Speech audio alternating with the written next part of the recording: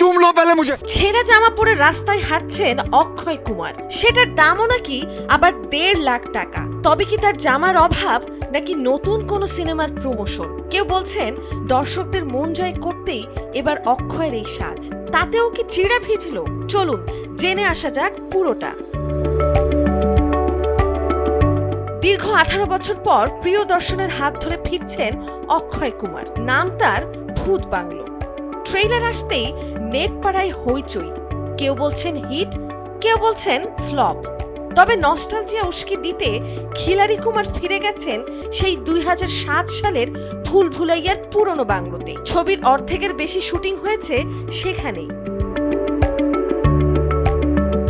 পরিচালকের সঙ্গে অক্ষয়ের এই বহুল প্রতীক্ষিত ফেরা নিয়ে চর্চা তো ছিলই, কিন্তু সব নজর কেড়ে নিল তার সেই আজব ছেঁড়া পোশাক। দেখে ফ্যাশন মনে হলেও ওটা ছিল আসলে 1.5 লক্ষ টাকার এক দুর্ধর্ষ মার্কেটিং গিমিক। পুরনো বাংলোতে শুটিং করে নস্টালজিয়া উস্কে দিলেও এই 1.5 লাখের ছেঁড়া জামার কেরামতি শেষ পর্যন্ত দর্শকের সিনেমা হলে টানতে পারে কিনা সেটাই এখন দেখার বিষয়।